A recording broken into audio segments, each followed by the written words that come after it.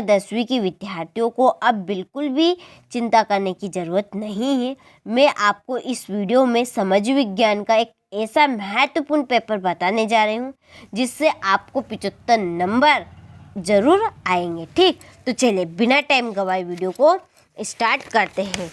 देखिए पहला प्रश्न यहाँ पे, भारत में वन्य जीव सुरक्षा अधिनियम कब पारित हुआ? 1972 में। किस राज्य में बांस ड्रिप सिंचाई सामान्य है? मेघालय। देश का सबसे पुराना कृत्रिम पतन कौन सा है? चेन्नई। 1804 की नागरिक संहिता को किस नाम से जाना जाता है? नेपोलियन संहिता। भारत में साइमन कमीशन का बहिष्कार किया गया क्योंकि कमीशन में कोई भी भारतीय सदस्य नहीं था। ग्रामीण स्थानीय सरकार को कहा जाता है नगर कमेटी। देखिए आप इन पेपर को अच्छे से कंप्लीट करिए। देखिए 100% इसी में से आपका पेपर आएगा, चाहे आप करें या ना करें। मैं तो आपको पहले ही कह रही हूँ कि आप अच्छे से उनको कंप्लीट करें। इस पेपर में से ही आपका पेपर आएगा। ठीक, चलिए यहाँ से इंग्लिश मीडियम वाले अच्छे से स्क्रीनशॉट लो और कंप्लीट करें।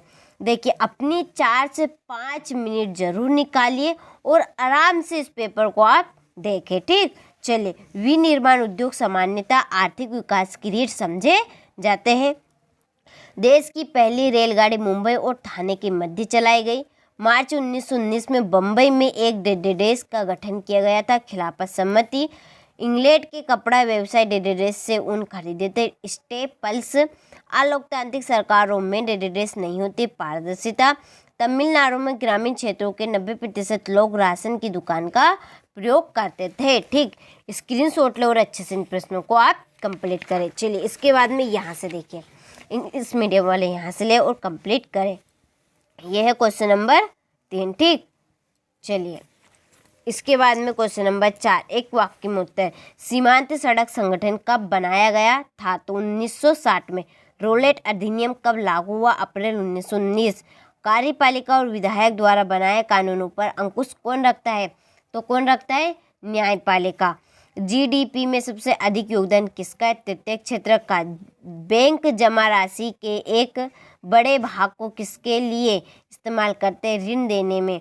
भारत में लघु उद्योग में कितने श्रमिक नियोजित है? 2 करोड़। ठीक, यहाँ से स्क्रीनशॉट लो और अच्छे से आप इस पेपर को कंप्लीट करें। देखिए अभी भी मौका है और अभी भी मैं आपको कह रही हूँ अपनी 4 से 5 मिनट ज़रूर निकालिए और इस पेपर को आप ज़रूर ध्यान से देखिए। हर एक प्रश्न आपका इम्पोर्टेंट है। सोने पर सुहागा। भारत में पाई जाने वाली मिट्टी के नाम लिखिए। जलोढ़ मिट्टी एवं काली मिट्टी में अंतर।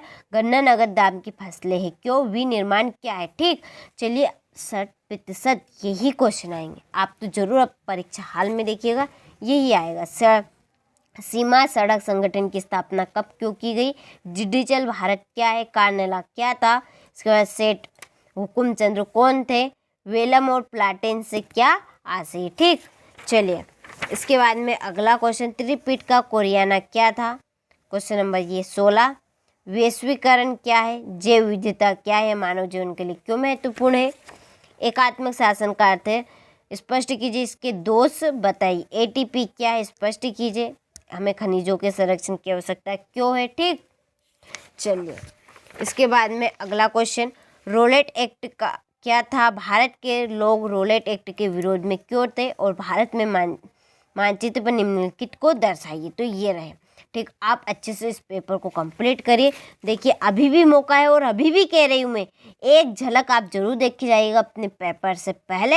यही पेपर आपको 100% देखने को मिलेगा। इसी पेपर से आपको 75 नंबर प्राप्त होंगे। चलिए आप अच्छे से इसको कंप्लीट करें।